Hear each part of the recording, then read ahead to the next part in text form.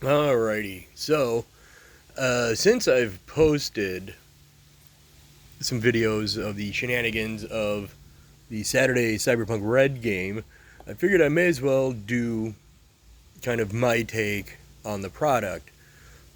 And obviously, there is a sort of tie-in to the Project Red Cyberpunk 2077 video game, and there are a lot of callbacks from that to the Cyberpunk 2020 RPG. And Cyberpunk Red is sort of the connective tissue connecting the events from the 2020 RPG to 2077.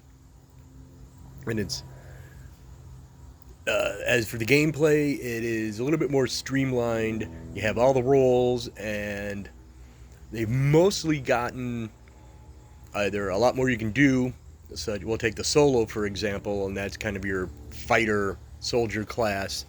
Their combat awareness in the previous editions of the game would give you a bonus to initiative, which is kind of important.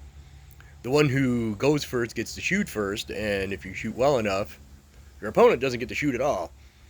But now there's things you can add to your defense, you can add to your initiative roll, you can add to your hit roll, you can add to your situational awareness. And the classes are generally like this. You're getting kind of more bang for your buck for your roll ability. Like the Nomad, instead of having the family ability, now has Moto, which gives bonuses to driving, and you kind of have a vehicle pool you can use. The one that we found was a little lacking was the cop. Instead of having authority, which would be, I think it was either a cool or a will. I think it was a cool roll. And you add your levels of authority, and you can kind of pull a Judge Dredd, I am the law, and kind of shut situations down. Now you get backup, and at the starting level, it's kind of like a couple of rent-a-cops sharing a Segway. So our house rule is you get to add half of your levels in your roll ability to the old, basically the old authority ability. Kind of give you a little bit more to go.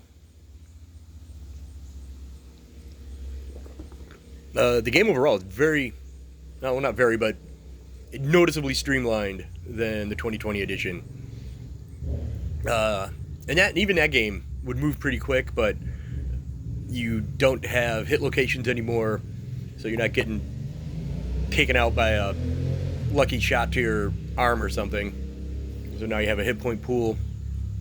A lot of similarities from the old Friday Night Firefight to the new. So if you're familiar with the 2020, you'll probably like the Red if you want something a little more streamlined. And it does go pretty quick, though. Certain villains can be kind of hard to take down, but hey, that's what rocket launchers are for.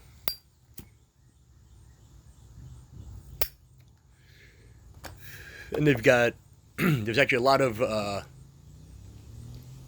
little mini DLCs for all manner of subjects and topics, and which is nice because it shows that they're invested in the future of the game, and they're kind of throwing out these little treats every now and again, and they're putting out new product, and it's as good as it ever was.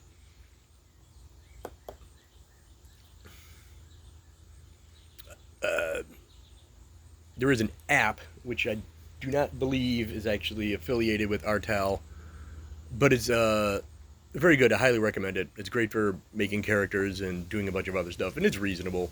It's, well put together.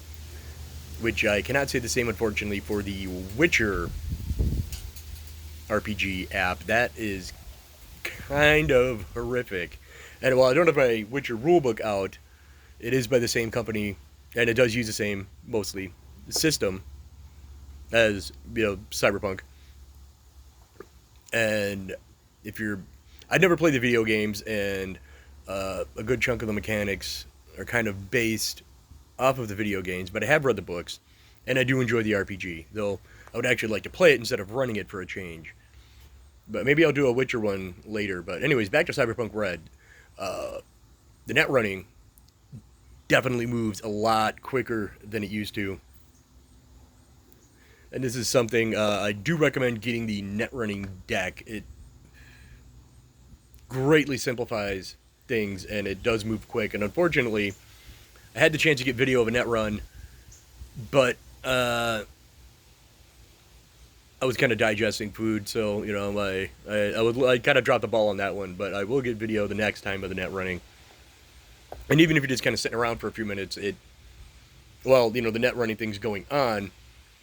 Once you get to that certain point, all the other stuff is going to be happening while you're net running at the same time, and it integrates pretty easily.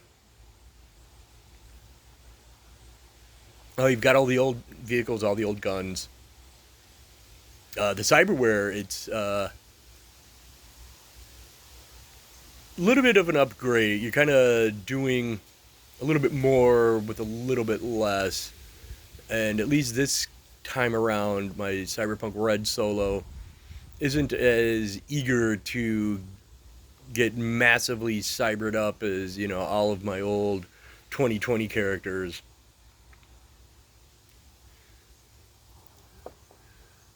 So, you know, that's a little bit more of an interesting take. Because I think, you know, this time around, I think in the old 2020 days, you know, we kind of ignored all the borderline cyber psychosis, and now it's being paid attention to a little bit more. You know, the characters at the table are mostly getting therapy. And we're actually getting more involved in kind of the world building that you can do. And you could do this back in 2020, but we were more interested in loading up with a bunch of cyberware, a bunch of guns, and all right, let's go take out this Arasaka facility for the lulz. And that was, you know, it was a lot of fun. But we were also, you know, coming into it from a lot of, you know, fantasy RPGs where you're doing a lot of dungeon crawling and stuff. So taking out corporate hit squads and raiding corporate facilities is dark future version of dungeon crawling. And, you know, this, at least with this group, we're for some reason a little more goal oriented. But so if you're a fan of 2020 and you want looking for something a little more streamlined, I definitely recommend Cyberpunk Red. I think there's a quick start. Yeah, you got the Red jump start, and if you're not sure if you want to take the plunge, yeah, go ahead and check that out. It obviously, since it's a quick start, it does not have all of the rules, but it's pretty solid. I'm a big fan of the Cyberpunk Red, but I've always been a fan of the Cyberpunk genre in general. So, and if you like it, yeah, you know, look around your local hobby store or group or, you know, gaming organization. Probably have somebody running it, or any nearby convention, I guess. I'm not going to be going to Gamehole this year, but I will be at the next GaryCon come March. Though I will be running Castles and Crusades, because that's kind of my easy go-to game.